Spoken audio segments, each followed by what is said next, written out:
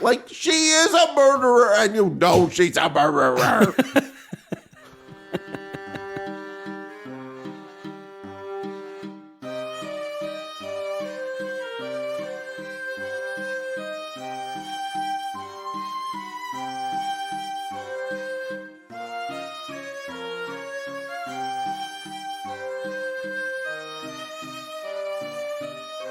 Hey, Maniacs. Hey, Maniacs.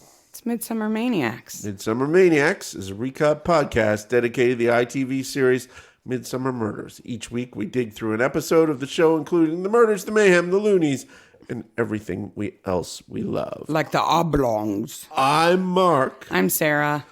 And if I was a tree, I would be a birch. You'd be a maple. You're Canadian. Yeah, how could you not be a true. maple? That's true. But you'd be a sugar maple. Oh, Because you're so sweet. sugar maple. What would I be?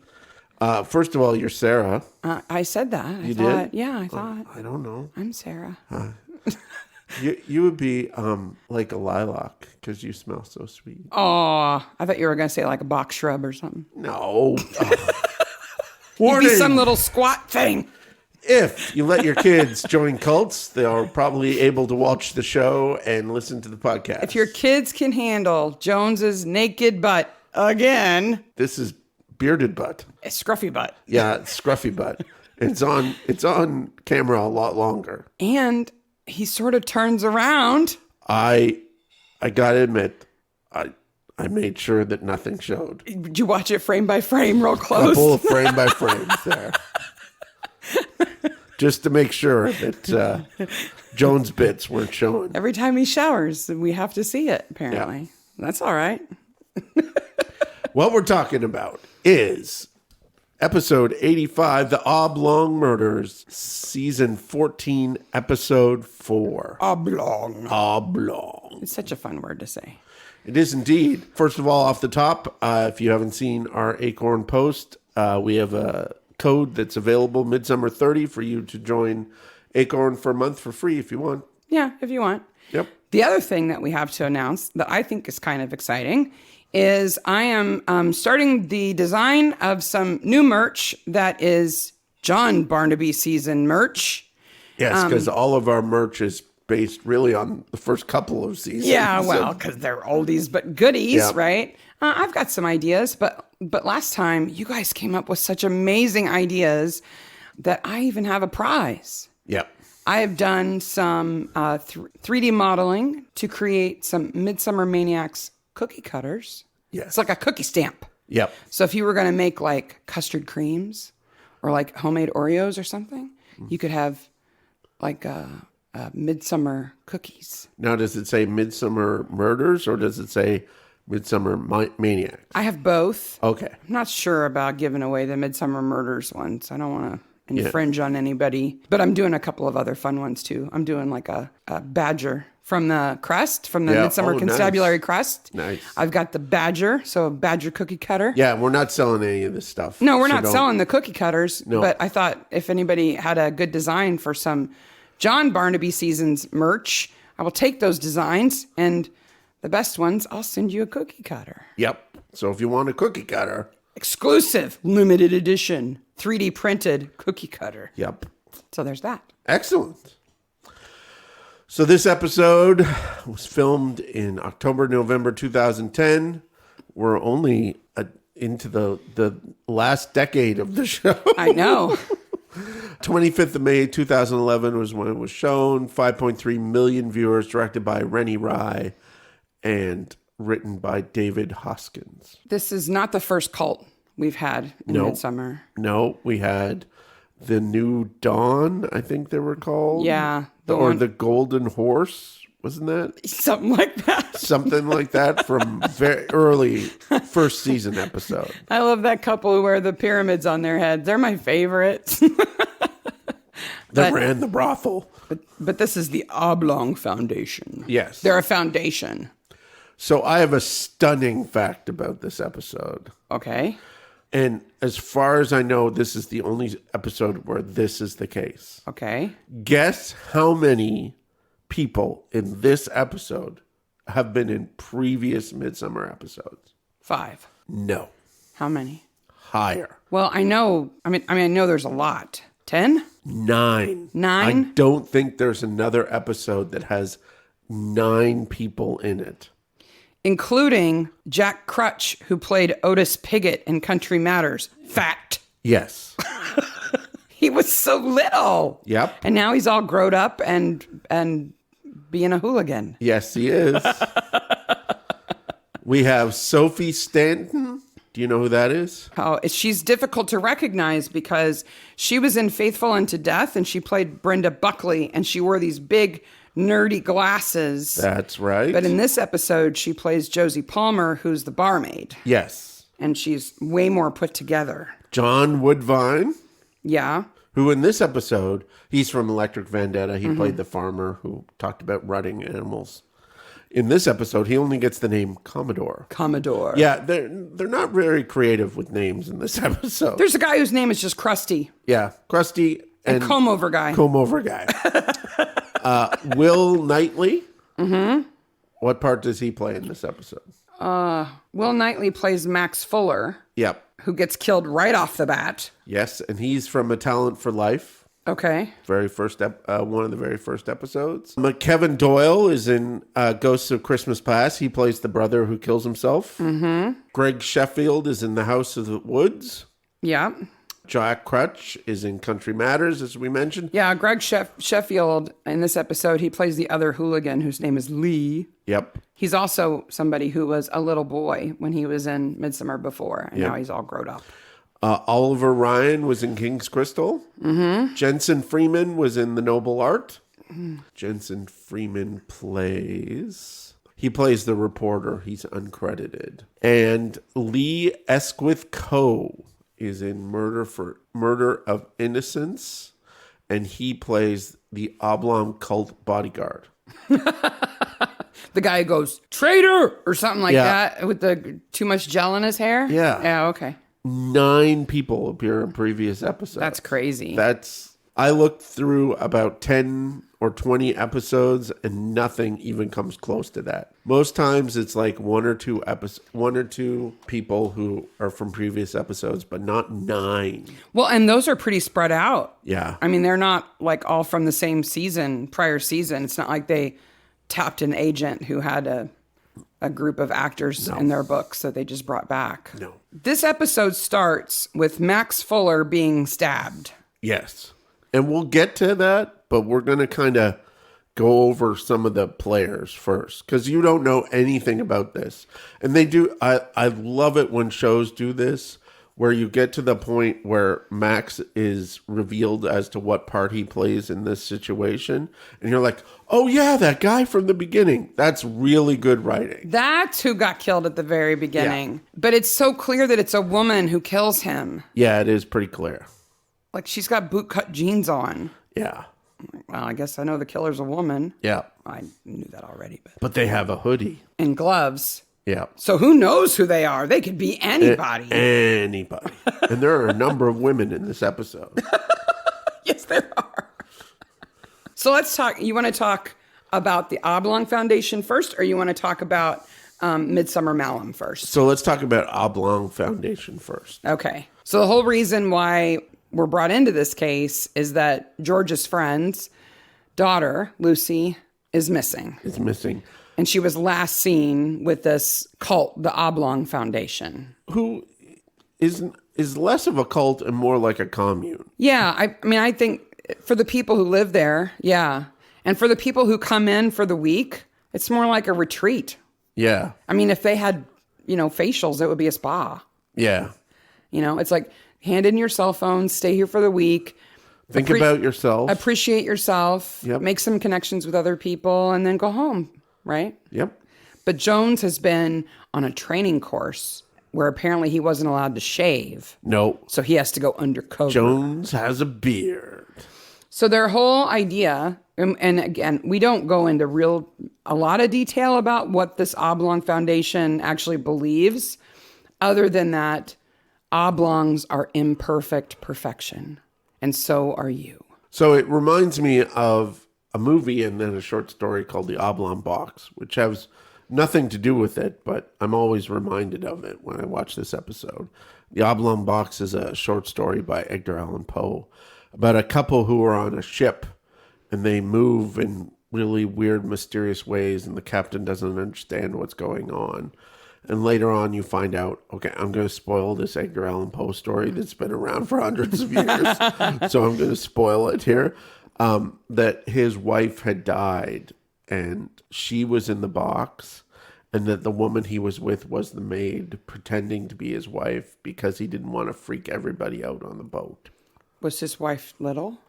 I think so. Because I'm assuming she doesn't have a coffin. That's not the box. I think that's what they're referring to. But it's oblong? Yeah. I've never seen an oval casket. I don't know.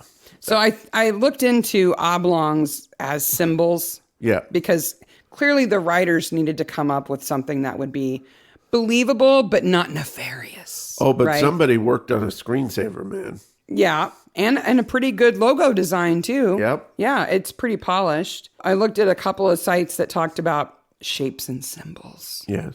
And so oblongs, or by their more boring name, ovals, Yes. are, quote, not quite a simple circle and lacking the harsh lined pointedness of an edge. They're a sign of uniqueness and a zest for life. But oval actually comes from the word ovum, so it's eggs. Yeah. So they can also be a symbol for rebirth. Oh, I can see that. So I think that all fits. Yeah, I think so. Now, I don't know how that connects to trees. I don't know how it connects to trees or Dominic's hat. Dominic dresses like a Mennonite. He does sort of, but also everybody else dresses like him without the hat. So it kind of looks like a New Romantics band reunion from the 80s. Because they all wear button-up shirts with no ties. Yeah, to me, they look like men who need to go tie shopping.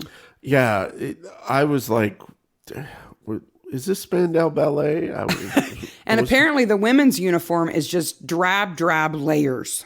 Yes. Like put on a turtleneck that's gray. Then put on a short sleeve gray shirt over that. Then find a really frumpy gray dress and wear that over that. Yeah. So you do a couple of things in this cult. You attend lectures that Dominic gives, which are new age babbly book. Yeah.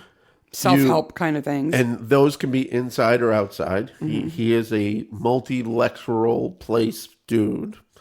And what he says is not egregious or anything. No, like that. there's It's nothing just self-harming in it. There's nothing like demeaning in it. Yeah, and it is positive. Yeah. That's another thing. Why I have trouble calling them a cult, because they're very positive about other people. Yeah. And they're very helpful. Then you move stuff behind people when they're having conversations. Yeah. There's a lot of movement of signs and things like that. Yeah. And then there is the love rooms. You have to give up your phone, but a lot of people do that at retreats and spas and stuff because it's just a way to disconnect so that you're more focused on what you're there to do. Yeah. I don't have a problem with that. No, I don't either. But I do have a problem with Dominic saying coitus because it's such a gross word. Yeah. It's just like the nastiest word you can use, but not nasty in a good way. No. And I don't want to hear him say it ever. No. But he does seem like a normal dude. He seems like a normal new age dude. He's not even jealous of Ruth because Ruth and Jones kind of have this connection. No, he kind of he seems happy for her. Yeah. Which if he was a greedy cult leader, he would be like, no, I have to control her because she's the one who actually owns this place. Yeah, and he never gets angry or like domineering or no. I mean I don't want to go there, but I don't see any problem with what they do. Now, Freddie, who's like the business manager for the cult, she's a bit sus. A little bit. Right? But she doesn't have any power that Ruth hasn't given her. No. Ruth owns the house. Ruth owns the house. She's renting it to the foundation so they can be and they're there. paying her rent. The lawyer says it's all above board. Yeah. And Ruth doesn't seem to be controlled or domineered or manipulated in any way. She seems perfectly happy there. There's no locks. There's nobody checking on you where you're sleeping or anything. No. You can even go sleep in a love room. We'll get to love room. Just respect the do not disturb sign. So George's friend, we'll get to the signs because there's interesting signs in that list. George's friends are a couple, and their daughter, Lucy, has went to join the Oblong Foundation, but then is not there anymore. Right. She leaves without telling anybody where she's going. And so, of course, they suspect that she's still there, and they won't She's tell being them. held against her will. Yeah. And the Oblong people are like, no, she's left she's not on here. this date. Yeah. We don't know where she is. But because they won't let them come in and search everywhere and turn the place over, yeah. they're still suspicious, which I completely understand. I would be worried too, but she was last seen in the pub. Yeah. So... And all of this starts because of the absolute worst reason, the fake body in the water. You got to think that Lee and Kevin, the Yobs, pulled that trick. I think they probably did. So there's a fake body in the water, which you could tell from 15 feet away is fake. Yeah. And they're like, oh, false alarm. Like, I could have done that without going in the water. So originally I thought, when I first saw it, I thought, okay, Lee and Kevin, yeah, they're hooligans, but they do kind of seem to care about where Lucy is. They do. They're egg chucking Yobs. So maybe they did it to get the police's attention so they would take Lucy's disappearance seriously. But I think that's giving them way too much credit. And the mannequin doesn't look like Lucy. I think they just like to throw things at people. Yeah. And just an excuse they throw eggs at Dominic and they throw tomatoes at Jones. They need some kind of hobby other than harassing people. Salt with a dangerous egg. Fact. Because of this, Jones is asked to go undercover by George and Barnaby. John, yeah. Yeah. And Jones reluctantly allows himself to go undercover here. Now, he's supposed to be taking over the identity that a private detective had established to go on one of the Oblong Foundation's induction courses, which is like a week retreat, right? And the persona that he's supposed to be taking on is of this guy named Cosmo Jones, who is a burnt-out media whiz kid from Crouch End. Yes. Now, Crouch End, if you don't know, is very posh. It's very posh. Very, very posh. Okay. And Dominic, the cult leader, clearly knows that's who he's supposed to be, right? He recognizes that he is Cosmo Jones. Yep. So clearly they read through the profiles of people who have submitted to come to the induction week. Yeah. But he calls him a copywriter. Yeah, I don't understand why he calls him a copywriter. He's supposed to be a media whiz kid. Yeah. Which I would think is more of like a producer, director. Or like a software engineer. Software guy. Yeah, not a copywriter. Yeah, there's some weirdness there. Copywriters don't make any money. No. I know this for a fact. Those poor people who work so hard. They do not. But the way you change yourself into a burnout whiz kid from the fancy city is to put on glasses and a scarf. It's a nice scarf. It is. But that's all you need. Scruff, glasses, scarf. You're from the city. Yep. Big city. Big city. That's all you need. And what has happened also to make Barnaby suspicious is that Ruth's parents died suddenly. 18 months before the episode started. Yes. They were on their boat on the river, and it exploded. Mm-hmm. From a gas leak. Her mom was a smoker, and they didn't turn the gas off, and kaboom. Everyone just assumes it's an accident. And Krusty and his dog saw it happen. So Krusty is in the boat next door. Yes. And he is fantastic. He may be my favorite part of the episode. Because Krusty plays an 80-year-old man in a 30-year-old guy's body. Yeah.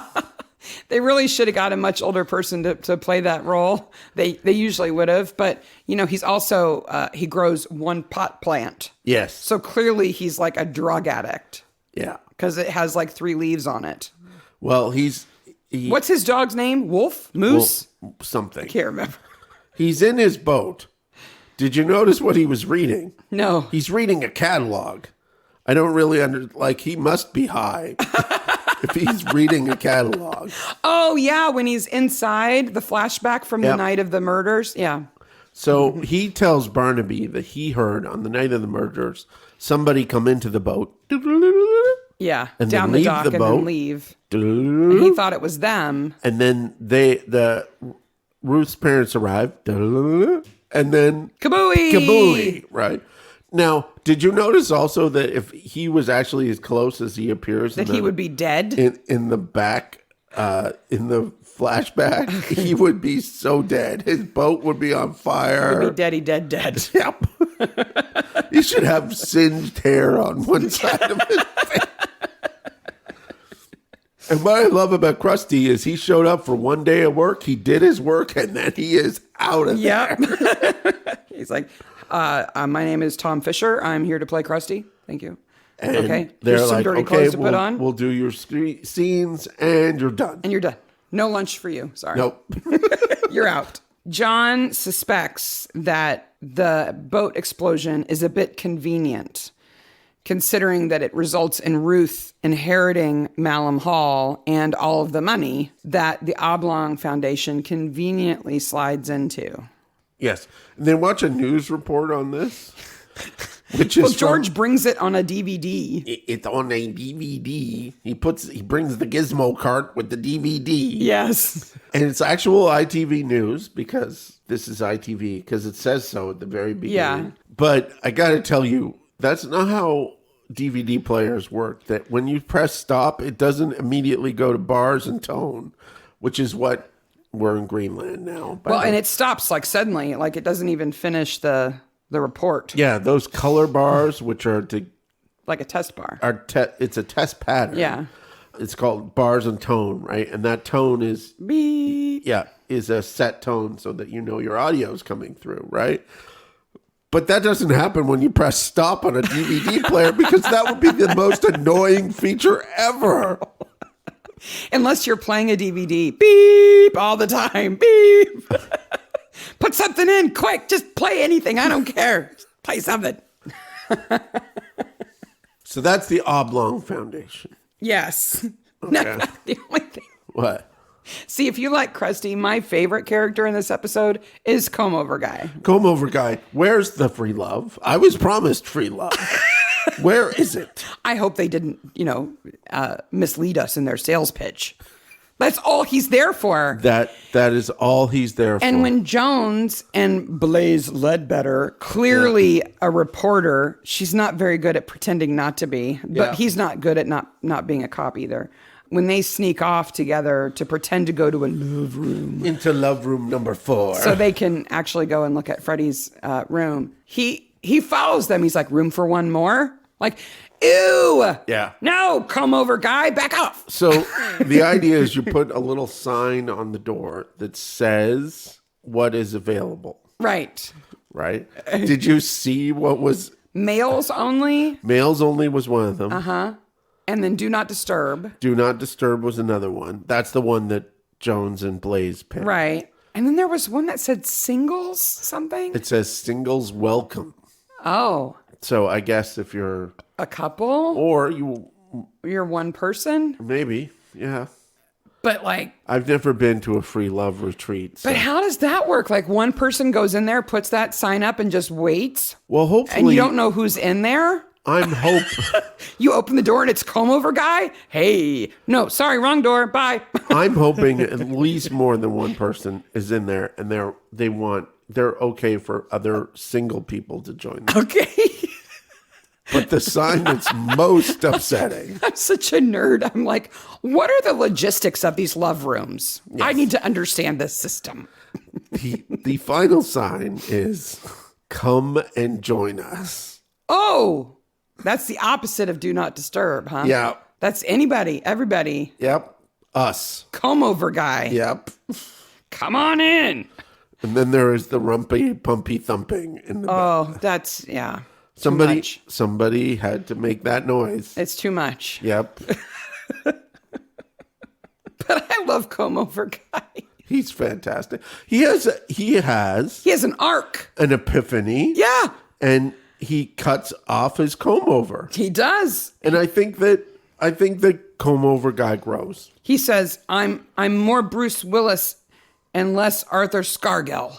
Yes. Do you know who Arthur Scargill is? No, I is? have no idea who he's a trade unionist that represented mine workers back in the Well, from the early 80s to the early 2000s. But he was infamous for a comb-over that was so bad. It literally started just above his ear. Yeah. And went all the way over to the other side. It's so bad. And it's frizzy. Wow. It's like, dude, give it up. Now, I'm blessed with a full head of hair. Yes. As are most of the men in my family. And I have a feeling I will have hair till I'm done. Yeah. But there are unfortunate people who don't have hair. But wow. Like Arthur Scargill, if the wind caught his hair and blew it the opposite direction, it would go past his shoulder. Yeah. Like just on that one side, it would go past his shoulder. Yeah. There must have been barbers who specialized in comb-over cuts. I bet you there's a weird video from the 50s about it. Like how to do it. Yeah. Yeah. So he cuts off his comb-over, and now he's not comb-over guy anymore. No. He's used to be comb-over guy. Yes. And he's happy. Yep. Free. So in addition to the cult, you have Lucy's parents, who are Olivers. who are extremely concerned and then show up at the end to pick up Lucy. Yeah. Well, they tell him to back off. They agree to back off while they investigate. So they go away. Yep. Which is what they should. But my favorite bit of their efforts to find Lucy is that they paint a sheet with like blood red paint. Yes. That says, ask them where Lucy is, or ask them about Lucy. Which they would be like, she left on this date. She's not here. They should just let them come in and search. Just come in and look. They got nothing to hide. They have the Oblong Foundation is innocent of almost everything in this episode. Yes. The only even kind of bad thing is that Freddie agrees with Ruth to hide money that wasn't declared as part of the estate. Yeah. That's the only thing. Yeah. And that's Ruth's thing. Yeah. Because it's her estate. It's her responsibility. She doesn't want to claim it. Freddie goes along with it. You know who the problem is in this episode? Lucy is the problem. Because Lucy and Freddie are in a relationship, and she doesn't let Freddie explain to her that, oh no, I found this money in the safe. It was from Ruth's parents. She doesn't get a chance to explain that. She just runs off because Lucy is upset about Freddie having money, which I don't know about you, but if I find my lover in a bed with a bunch of money, I want to know all about it. I'm going to want to know all about it. And I'm kind of like, okay, hey, baby, where'd you get that money? I sure could use the new computer.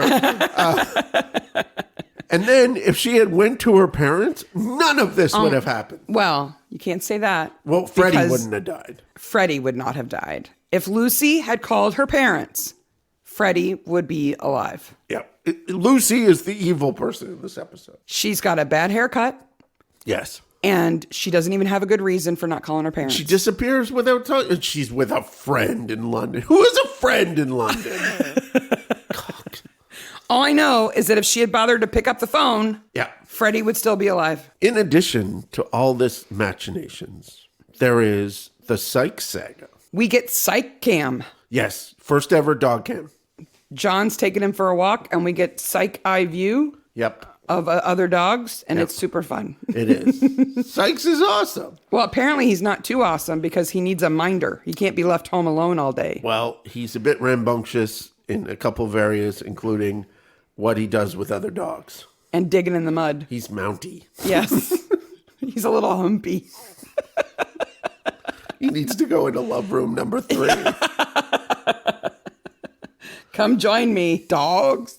And we find out that we haven't even mentioned this yet. This is George Bullard's last episode. Yes. But we get to meet his sister, Millie. I think that they weren't aware this was George's last episode. Well, okay, so the actor who plays George told the producers when John Nettles left that he was done too. Okay. And they asked him to do a couple more episodes while they found somebody to replace him and made the alterations they needed, and he agreed to that. Okay. But then I think he died 3 years later. Yeah, he's dead now. He died 3 years later. Yeah. But I think this is a great episode for George because we get to meet his sister. Yeah. And who is my sister. Did you notice that? Millie takes no shit off no bun. Like my sister. Including dogs. Like my sister. And mostly her little brother. Like my sister. Yes, but if you go by the actors' ages, George is 10 years older than Millie. Oh, okay. So she's a little sister. My sister is 10 years older than me and reminds me Every day. all the time. But I love the command she has over dogs. Like, they ring the doorbell, chaos breaks out on the other side of the door, and she goes, quiet! And then they all just... Yeah, she is fantastic. And also, she must charge a lot for minding dogs because she lives in a multi-million-dollar cottage. And watches only 4 dogs, including Sykes. Yeah. So 4 dogs. Well, she doesn't have to watch the Commodore's dog. Yeah. So Millie is played by Barbara Flynn, she's been in a ton of things. Yes. But she's in a show that we've just got to spend more time with. You and I just have to watch more of this show. It's from the late 80s, early 90s, and it's called Chandler and Company. Okay. And she plays a divorcee who, with her friend, who's also a divorcee, they start a private investigation office. Why are we not watching this show right now? Wait, it gets better, okay? One of the other woman, her ex-boyfriend is now a guy who sells surveillance equipment, and he's like super techie. Okay. And it's Peter Capaldi. Oh my God, Peter Capaldi is in this show? He has flowing curly locks and great big sweaters. Oh. And he's grumpy. Well, he's like he is in... The Thick of It? No. He's grumpy in the thick of it, but he has long curly hair in Lair of the White Worm. Yeah, it's the same era. Yeah. And he's got these big cable knit jumpers all the time. And he's ever so slightly grumpy all the time. Oh. And has to ride in the back seat. Why are we not watching It looks really good right now? It looks really good. Oh my God. But Millie is like super selective. Well, I don't need to talk to you. I need to talk to Sykes. Yes. And she won't even take Sykes for sure until she also meets Sarah. So I remembered this episode because we've seen this one a couple of times. Oh, yeah. I thought she was actually kind of reasonable this time viewing it, where I had imagined in my head that she was far more unreasonable. That's how you remembered it? Yeah. I was like, no, that makes sense. Yeah.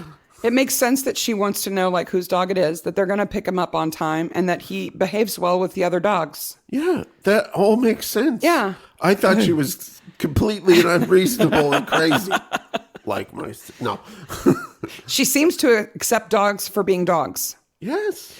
But the scenes where she's walking her dogs and the Commodore is walking his dog and they pass each other on the public footpath are priceless. Well, their exposition with pricelessness. They just meet, they talk about the latest thing, and then they keep going. They don't even say goodbye. They don't greet each other. Nope. It's like an ongoing conversation interrupted by the rest of life. They just pick it up and they go on. Yep. It's fantastic. They're great. They're really well written. Yeah. So the rest of Midsomer Malum that we get to meet, so we've got the Yobs, we've got Millie, and then we've got the people at the pub. Yes. Right? So we've got Patty and Claire who own the pub. Yes. He's the barman, she's the chef. Okay, wait a minute. He's never behind the bar.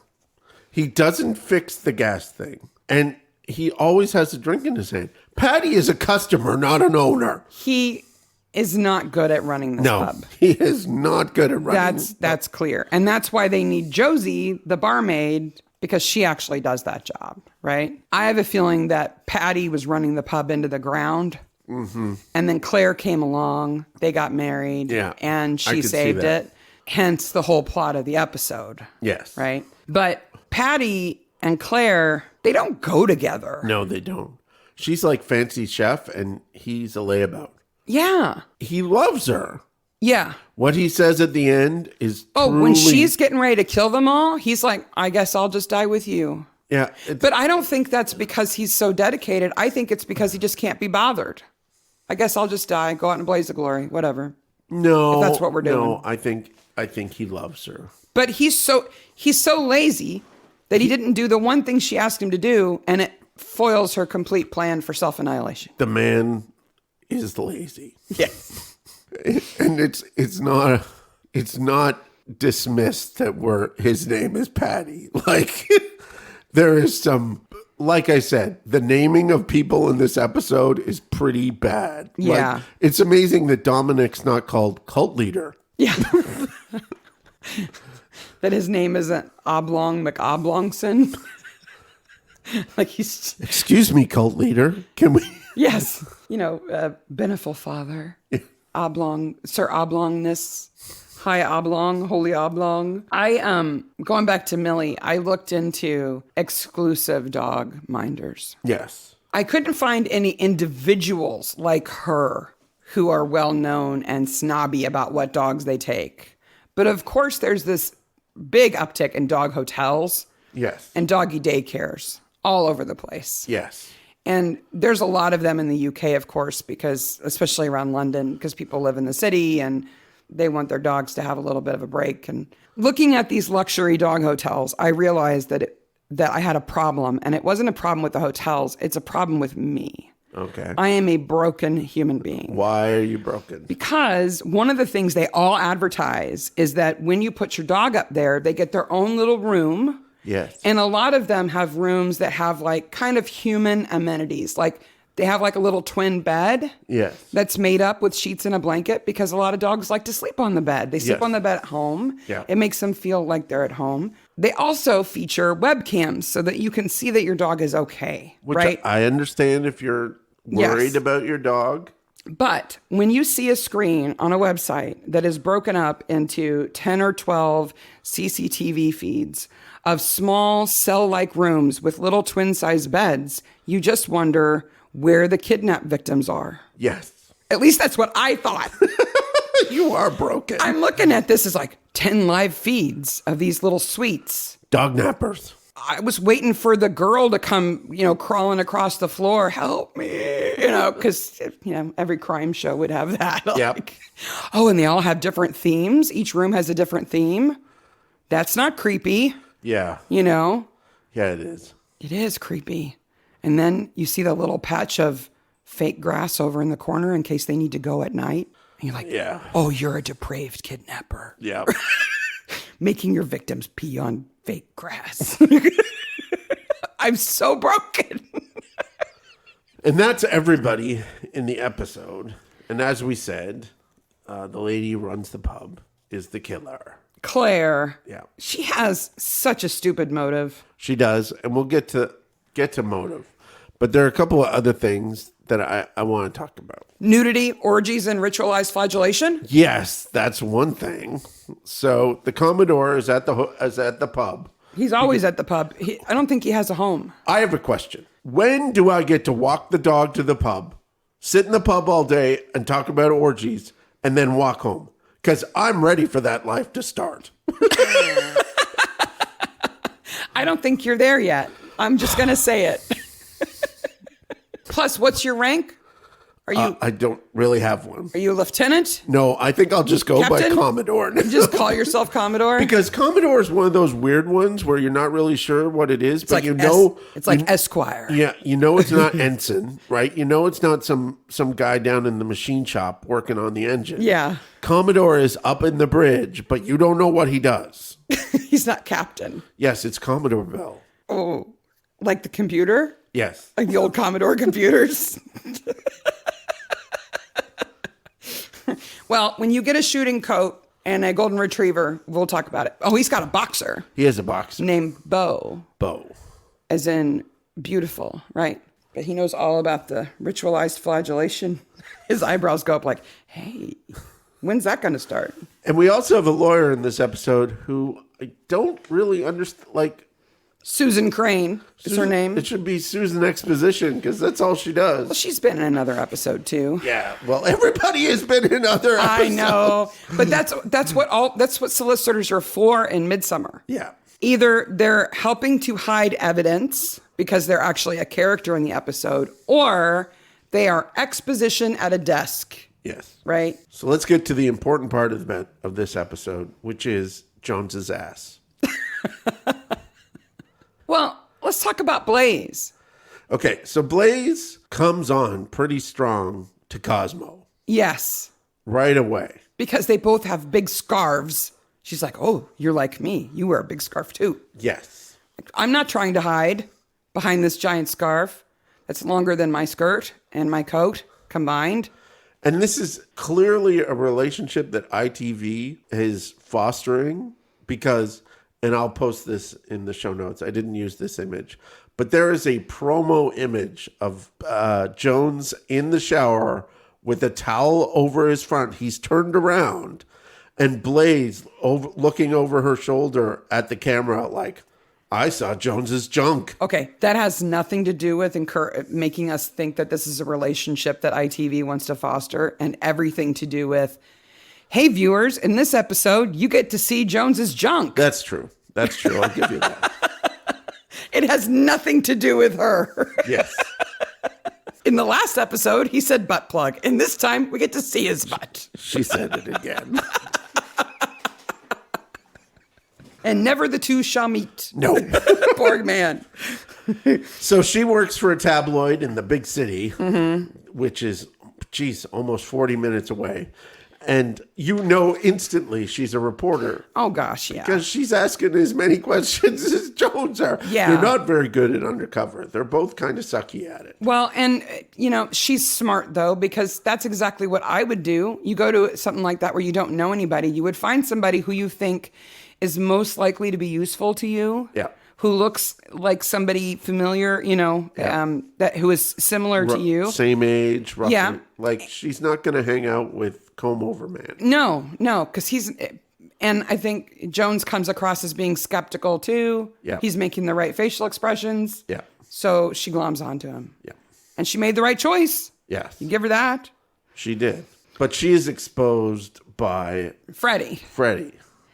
But when Jones and Blaze are locked in Freddie's room. Okay, so what happens? I love the phone call. So what happens is Blaze and Cosmo are going to investigate Freddie's room. Right. So they pretend to go to the love room. Yes. Come join us. Yes. And they then slip off into Freddie's private bedroom. Yes. Where they think there's going to be some paper or something. They start going through things, and then the phone rings. Yes. And then Dominic says, "A moment, butterfly."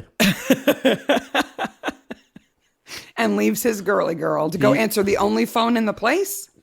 I got to say, if the phone rings and it's not in my room and I'm with a person who's special to me, I'm not getting up. But he's in charge because Freddie's gone, so he's in charge. I guess. He has to answer the phone. So he goes and answers the phone, which is Freddie calling. Why is Freddie calling Freddie's phone at the middle of the night? It's the only phone.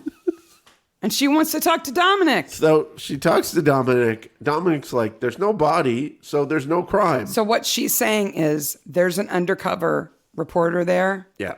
They're trying to get a reporter there to Yeah. write a story about Lucy being dead. Yeah. And he says, don't worry about it. She's not here. There's no body. What Don't worry about Dominic says is completely innocent. Yes. Yes. He's like, we And don't that's know what where Jones she thinks is. too. Yeah. When he thinks about what he actually heard him say. Yeah.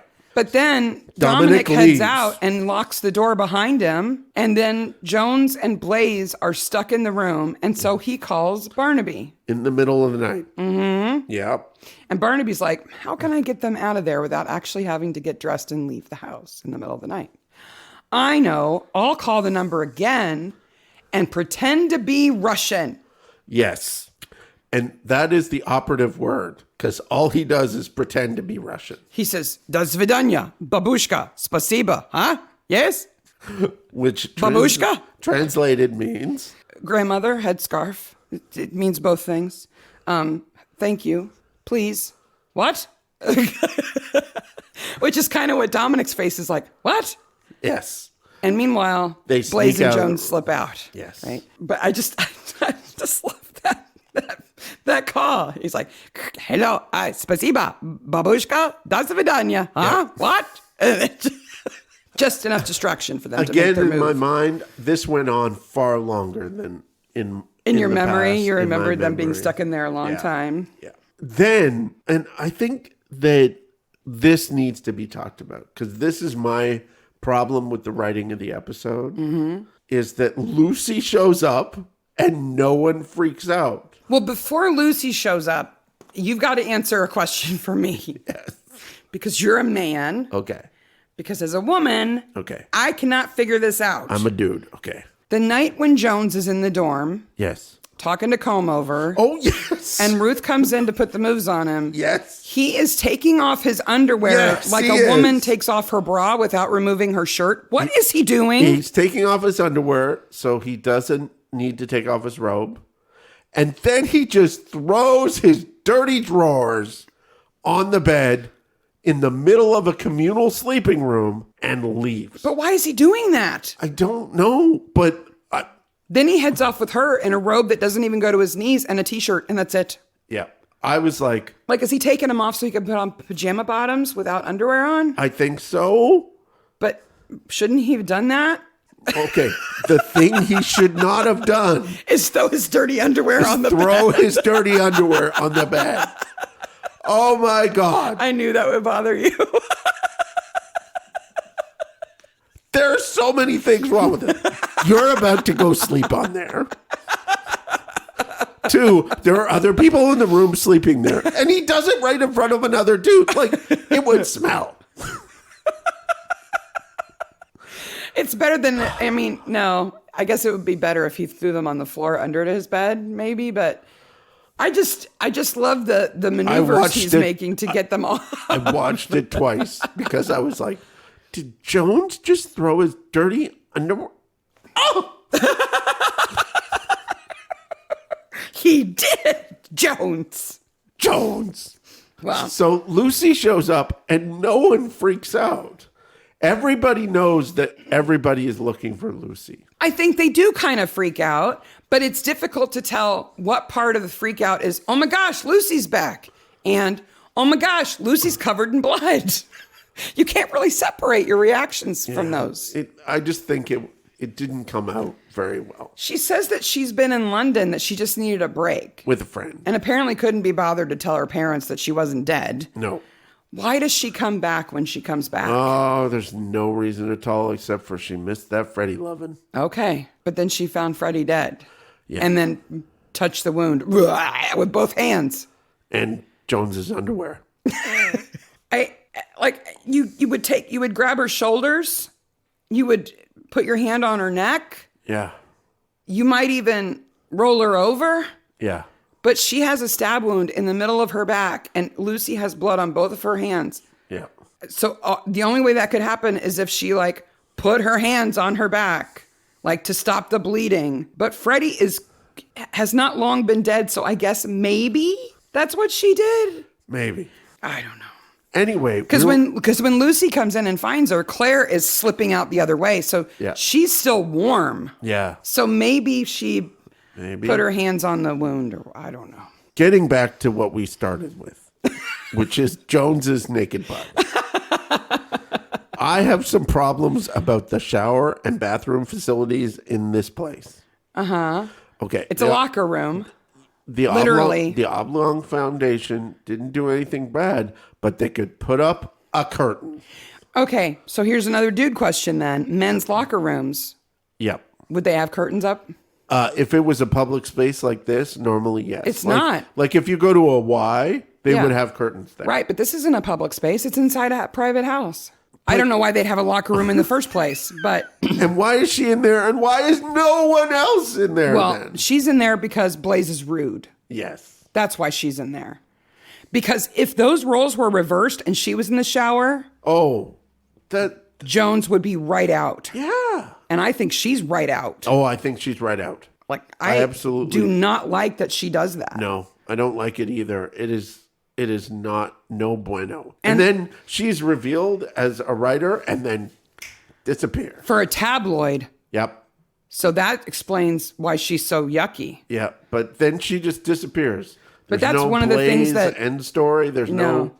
But it dates this episode because I think just in the few years since this was released, I think that would not be written in there. No. Because now I think there's more sensitivity to the fact that if those roles were reversed, how offensive that would be. So it's not okay to do that. Even the picture that was the promo picture that I talked about would never be made today. Yeah, I don't think so. And that's fine. I mean, I think that's good. That's a cool thing. I think so too. Speaking of Malham Hall and their locker rooms, Yes. I found something really amazing about this place. Okay. So the building that is Malham Hall in this episode is actually called Cheney Manor. Okay. And it's been in 2 other Midsummers before this. Okay. It's a commonly used building. Yeah. But what I didn't know until this episode doing research is that it was also in a Time Team episode. Oh. In season 12, the Time Team went to Cheney Manor, and it's called Tudor Mansion That Is Back to Front. Oh. Okay. If you're not aware, Time Team is an. If you don't know what Time Team is, pause, go Google, go watch, come back. Yes. Because you're missing awesomeness. Yes. But the Time Team archaeologists did a dig there, and there's a whole episode about it because this house has been like built on and expanded, and so it's kind of hard to date because all of the, like Henry VIII stayed there once. Oh, okay. But because it's been renovated over and over again, it has all these different signs from different eras, and it's hard to date. And a locker room. But here's what's amazing, and I've put a link to this in the show note in my notes, so you can include it in the show notes.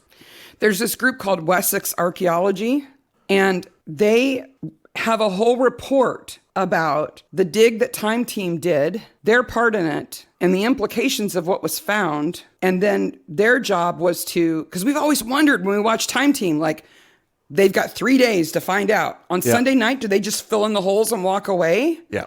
No. This group picks it up. Oh, okay. Well, Wessex Archaeology is what Phil Harding is a field archaeologist. Yes. Yeah. So we can link to a PDF that is the report of this dig. But I found this awesome sentence in it because I'm always in a hurry to get my research done because you're always ready before me and I'm always under pressure that I put on myself. Like, I just need to get done. And then I sit and I freak out about, dog hotel webcams and read 12-page PDFs about Time Team episodes. Yes. The end of this report. Yes. The paper archive of the report of all the findings is contained in one lever arch file. Okay. In due course, Time Team will transfer ownership of the archive to the appropriate registered museum. Okay. Why do they have to say it all fits in one file folder? I don't know. It's all contained in one file folder, which will be handed over in due course. It sounds legal. It's very interesting. It's very weird. But if you want to know more about Cheney Manor, which is Malham Hall, it's an awesome thing to read. Yeah, and that it's episode really interesting. would be fantastic. Yeah. Speaking of real estate, Max Fuller's apartment. So Max Fuller, as with the episode that we watched, and now that we've talked about, we're now going back to the beginning, to that thing that we forgot at the beginning. He was killed because he is the witness to the IOU, the promissory note that Claire got from the Lamberts, which gave her $85,000 to keep the pub going, which she was paying back, but then Patty got upset. You magically got $85,000 from your parents. I thought it was your savings. Well, then Patty gets drunk and pissed and bars the Lamberts, who are also drunk and pissed. And so then they say, well, then we want our money back. So then she has to kill a bunch of people. Why doesn't she just say, Patty, we can't bar them anymore because they loaned me some money? Because that wouldn't be Midsomer. Okay. If she was just honest with her layabout husband to say, you know what, because you don't help out, we're kind of underwater. So I had to get some help wherever I could. Yep. So suck it up and be nice to them. But she doesn't, so she's got to kill everybody. So she kills the Lamberts on their boat. Yes. And she kills Max in his apartment. Yes. And when we see the promissory note later, we see Max's address. Yes. Did you look up Max's address? No, I did not, but we see his address. He lives at 80B Russell Court, Woburn Place, London. And that's how she knows to go kill him there. Yes. Woburn Place is actually the name of the building that they show. Okay. Now, the interior shots are, the hallway is of that building, but the apartment and the elevator are not of that building. Why does she go up the stairs and not take the elevator? Because he only lives on the 3rd floor. Yeah. And I guess if you get on the elevator, somebody else might be in it. Maybe. And she's got a great big knife that she can't be bothered to hide. It bothered me that she climbed the stairs. By the way, that stairwell and that elevator have been in 5 million things. Cage elevators are like such a trope. But that cage elevator is very, like, I think that's the one that Poirot goes up and down in with the girls downstairs. And actually, the exterior of Woburn Place has been used in a Poirot. Yeah. Because it's a bit Art Deco on the outside. Yeah. However, Max's apartment that we see is so much nicer than the inside of that actual building. Yeah, you sent me a real estate listing for a room inside of this building. It is a hellhole. Yeah. For nearly $500,000. Yep. You get 700 square feet that doesn't even have a stove. It has a 2-burner hot plate, literally a 2-burner hot plate. Yep. For $350,000. And welcome to London real estate craziness. Max's podcast. apartment is extremely swanky. He's got satin pajamas, satin sheets. How does he not fall out of bed? Frosted glass. He should shoot right out of bed. Whoop. He's a very happy guy. He is. She calls and he's like, oh, that must be awful. You probably need a drink. Come on up. up. And what does she do? Stabby stab. Stabs him. Stabby McStabface. But wow. Yeah. Just give it a Google. Woburn Place apartments for purchase. Like, I went, they're dirty. Yeah. No way. No way. I was like, could you not clean for the pictures? Here's another man question. When Jones and Barnaby are in the car, Yeah. and Barnaby hands him the electric shaver. Yeah, okay. Wouldn't he be covered in stubble hair? Covered in stubble hair. Okay, first of all, when you shave a beard, you don't start with an electric razor, right? Because his is like 1/4 of an inch long at least. If you have a beard that you want to get rid of, you have to trim it with scissors first. Or at least clippers. Something. Right, you shorten it a lot, then you shave. Then you right? shave, yeah. A moving car is not the place for this. Even with an electric razor? Yes, because there's no way that electric razor isn't going to shoot hair all Everywhere. over the car. Everywhere. Bristly. Yes. Yeah. No. That's what I thought. And then Jones doesn't even shave it, so. The hidden panel that hides the safe is very cool. Yeah, it is. Because you don't just like push on it. There's a lever on the other side of a window. Yep. That makes it lower, which is impressive. It's fancy. Okay, there's a technical problem with this episode. All right.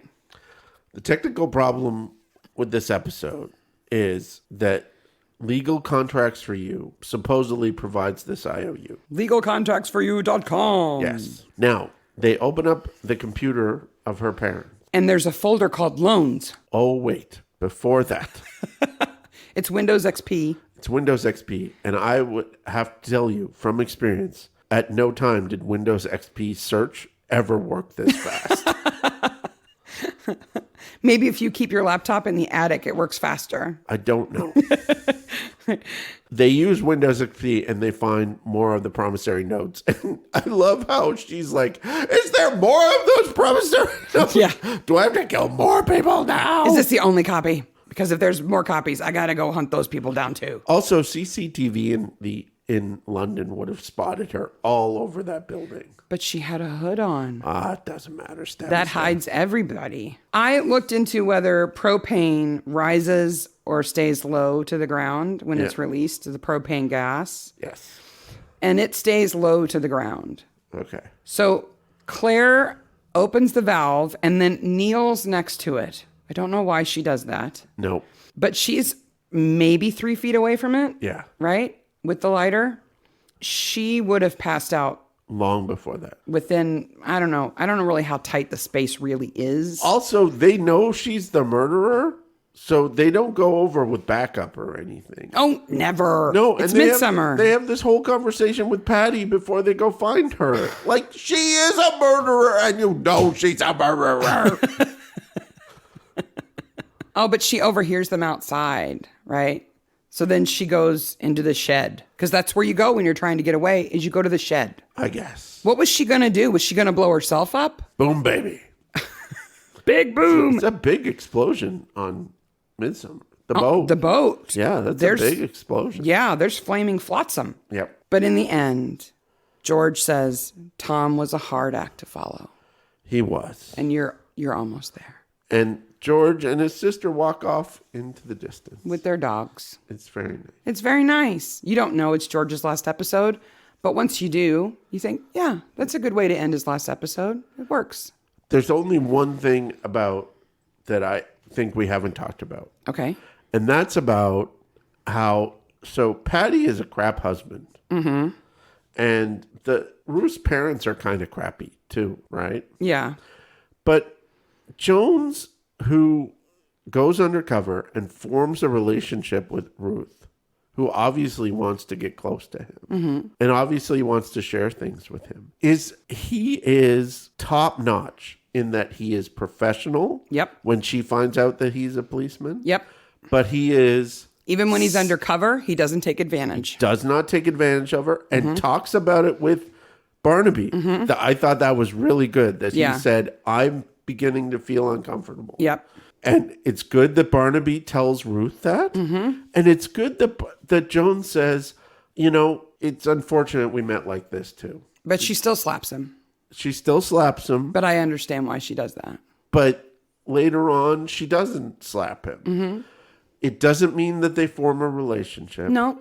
But he is honest with her. And I think that shows so much character from Jones. I think they really, especially now that the new Barnaby set, is they really start to develop Jones's character here. He's a good person. Yeah, he's a very good person. When we get the new coroner, we really get to see him expand as a character. Yeah. And I love Troy.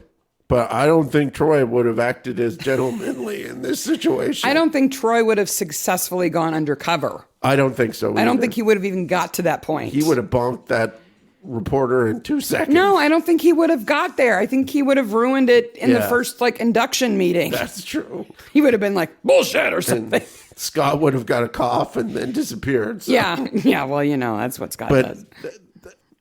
This, to me, is really a Jones episode. Jones is all grown up. And he does such a good job. All I know is that training course he's been on must have been really good. Yeah. Because it taught him everything he needed to know about being undercover as Cosmo Jones. I was going to do Mom, I Got a Part for the 2 Yobs, but then I'm like, they're another episode. Yeah. I mean, really, Krusty is the Mom, I Got a Part. I get to be a pothead on a boat. But he's been in another episode. But he's been in other stuff too. Yeah. So, and Combover guy has been in everything. He is busy. His name is Simon Day. Yep. He's written several shows. Yep. He's not written for Midsomer, but he's written several other shows. Is a hustler. And he's one of the leading comedic actors in the UK. So he's a busy dude. Yeah. I think he did this for fun because he liked the character. I think so too. So that is the Oblong murders. Yes. A bad motive because somebody can't talk to their husband and be honest, and somebody else can't be bothered to call home. And a cult that did no wrong. A cult that's They're not even a cult. No. They're a little social club. They're a foundation. That is a little weird. They're weird, but they're not bad. And their weirdness is hat choice. I think I could live with that. Their weirdness is be the tree, be the tree. They certainly don't deserve egg and tomato throwing Yobs. No. Those two need to pay double for those tomatoes. Oh, we didn't talk about that. So Jones gets tomatoes thrown at him, which in my notes, I did the most dad thing ever. Take off your jacket before you get in the car. No. Oh. I was like, who's going to pay for those tomatoes?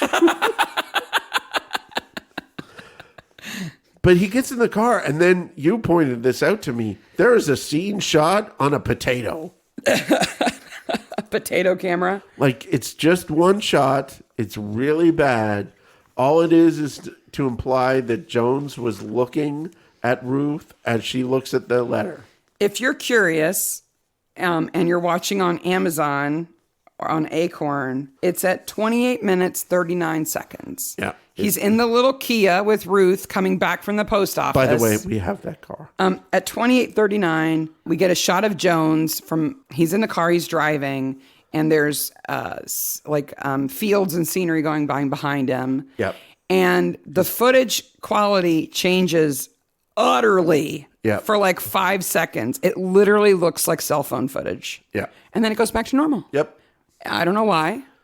It's just a bad shot. It's a little anomaly. It's just a bad shot. It's a little weirdness, but it's interesting to note. Yep. And that is the Oblong murders. Yes. Be the tree. Be the tree. What do we have next time? Well, first of all, wait a minute. we got to do best corpse. Best corpse. I'm not impressed with anybody's corpse. Freddie keeps her eyes open for a while. Yeah. But, Freddie is the one that we see the most of. I just like Max. I want more of a Max show because he's so nice. I feel bad for Max. Yeah, Max is a guy who just signed something and gets killed for it. Does the Oblong Foundation survive this? I think they do. I think they do too. I think because they're free and clear. They didn't do anything wrong. And I think Ruth has learned from this, and I think she wasn't out of control of things, but I think she takes more of Freddie's job. Yeah, I think she gave up control.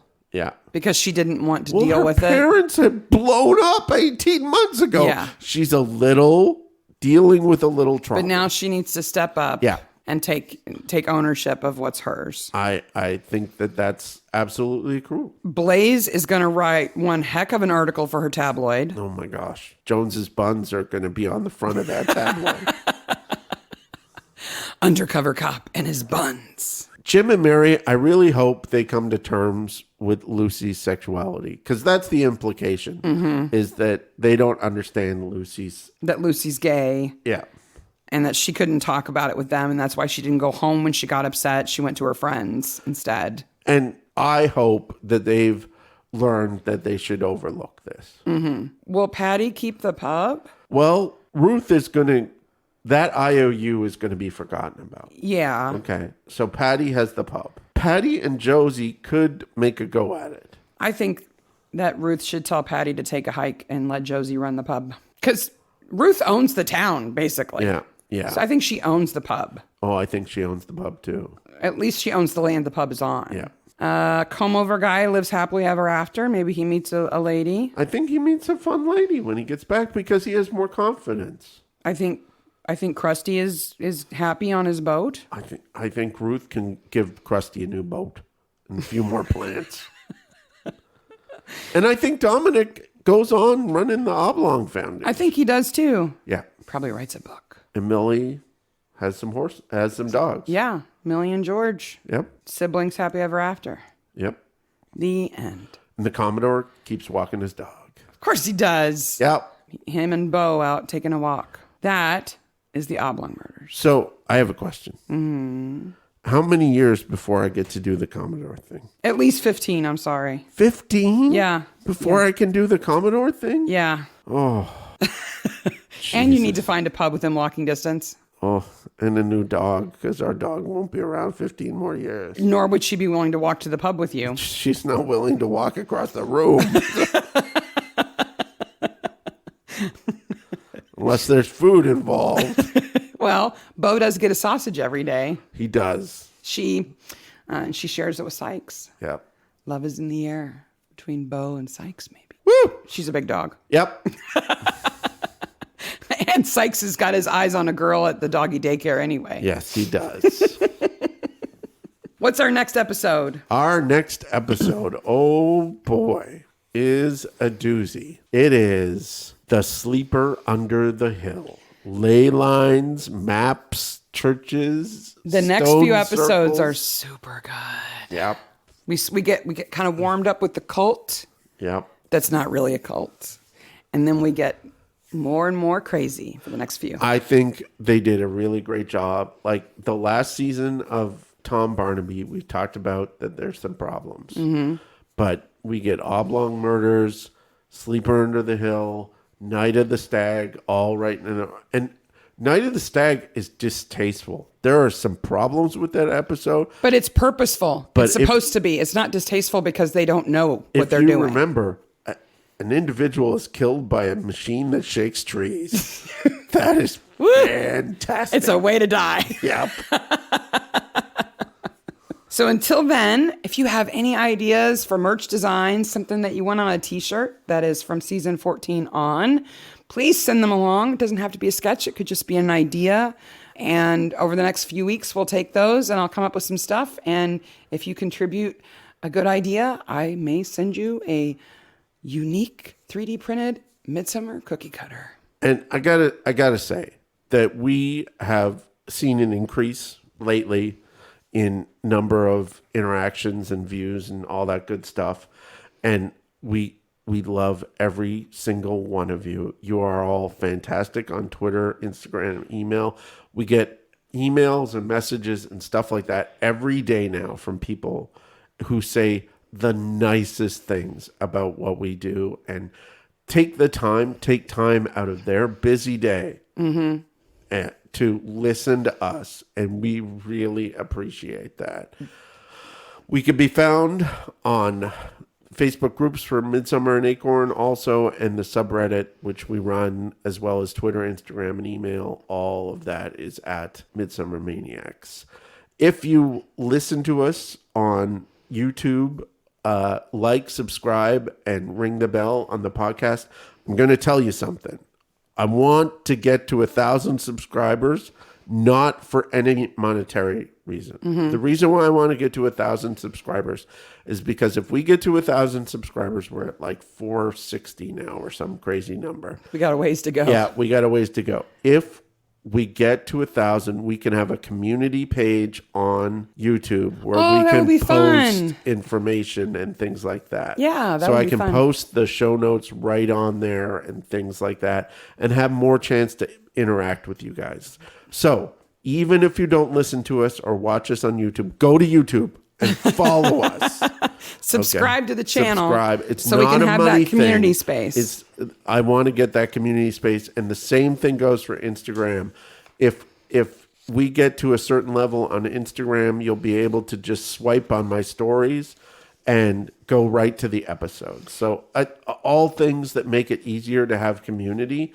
Not a money thing, a community thing. And on that same note, if you're curious about why we've mentioned the Acorn 30-day subscription, it's not because we're making a bunch of money off of Acorn. No.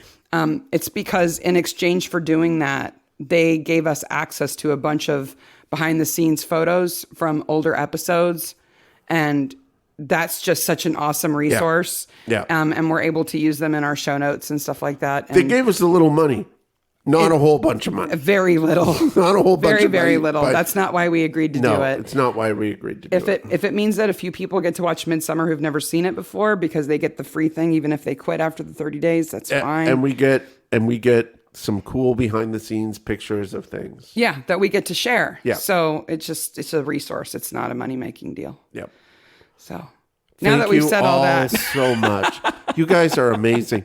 There have been so many times where I've had bad or frustrating days where suddenly an email will come across and just make my day so much better because somebody said, "You made me laugh." The fact that we make people laugh is just fantastic to me. Yeah. It makes it worth it every minute of it. Okay, next episode, 86, season 14, episode 5, Sleeper Under the Hill, Ley Lines and Dead Bodies. It's a good one. Bye, Maniacs. Bye, Maniacs.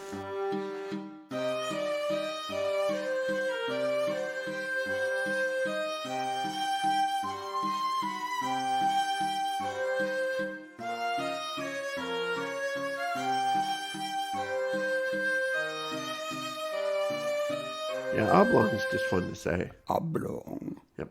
Blah, blah, blah, blah. But so is egg throwing Yobs. So I want to hear Wilford Brimley say oblong. oblong, Or Alfred Hitchcock. Oblong. oblong. There's your outtake, by the way. Yep. Oblong.